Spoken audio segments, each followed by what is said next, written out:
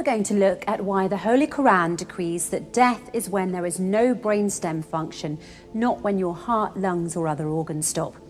To start, let's take a look at something that has been the stuff of nightmares and horror films for decades. It's the story of some poor soul who, for whatever reason, has been declared dead and buried 6 feet under, but they're still alive. Now, if you think this story can only happen in a horror movie, you'd be dead wrong, pun intended. One look at recent stories right from the news proves it. A woman who gave birth 3 months after she was pronounced dead, another who was still alive when she was put into a body bag in the morgue and subsequently froze to death. Why do these horrific cases exist? Because of this alarming fact, there are no universal guidelines for doctors when it comes to declaring a person dead. Yes, you heard that correctly.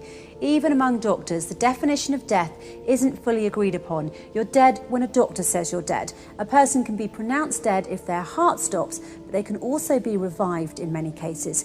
People can also be kept alive with machines, even though their brainstem has 0% functionality.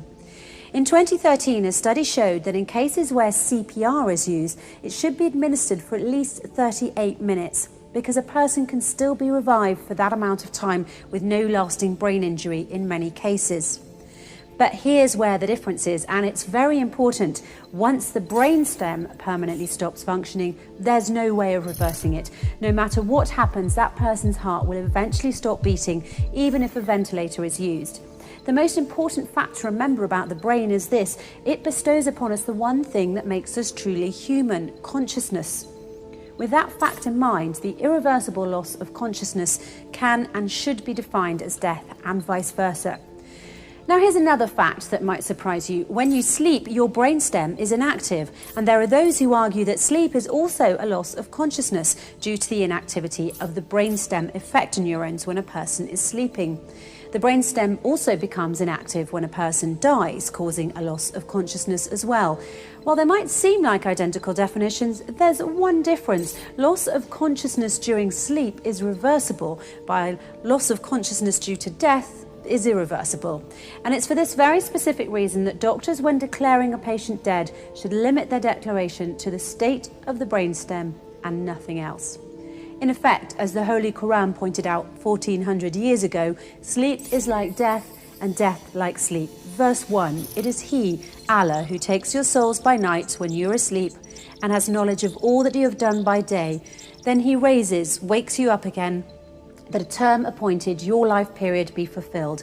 Then in the end, unto Him will be your return. Then He will inform you what you used to do. Verse 2, Allah, God, takes the souls at the time of their death and that which has not died in its sleep. He withholds that against which He has decreed death, but loses the other till a stated term. Surely in that are signs for a people who think deeply. Think about that for a moment. 1400 years ago, the Holy Quran already had a specific, unquestionable definition for death, namely when the brainstem no longer functions. It has nothing to do with heart function, whether the person can breathe, or any other bodily functions or organs. What this means is that around the world, millions of people have been declared dead when in fact they were not. That is why, in the interests of human rights, Muslims believe that doctors should only consider a patient dead if their brainstem has completely stopped working. Until that point, any and all measures should be taken to keep them alive and not pronounce them dead simply because their heart, breathing or other functions have stopped. The first and foremost Quranic verses say that all humans have the basic right to live and that human life should be respected. Yes, when we sleep, the brainstem effector neurons stop functioning for a short time, but then we wake up. One thing to keep in mind that is very important to this issue is that it was discovered by Macaulay and Stinson in Scolopedia in 2008 that when we sleep, the effector neurons in our brainstem become hyperpolarized and have nearly no action potentials. It's for this reason that before sleeping every night, you should pray that your brainstem neurons are depolarized so that you may once again wake up and enjoy another day. Why not make sure that everyone around the world has the chance to wake up by following the Holy Quran and only declaring someone dead if their brainstem has permanently stopped, nothing else? By the way, until the 1950s, death was considered to be the point when any one of the vital functions, heartbeat or respiration, ceased. This is what, according to Dr. James Burnett, a neurologist at Dartmouth College's Giesel School of Medicine in New Hampshire, stated in his speech in Live Science on June the 19th, 2014. It wasn't until 1959 that the two French neurologists, Maurice Guyon and Pierre Molleret, changed the definition of death by defining it based on neurological criteria instead of cardiopulmonary criteria. They really saved us from being buried alive by stating a specific, unquestionable definition for death. The irreversible loss of consciousness can and should be defined as death. But this took place in only 1959.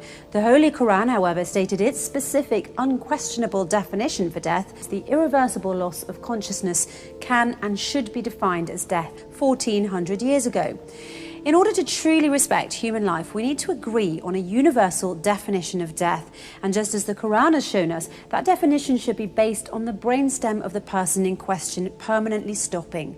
Nothing more, nothing less.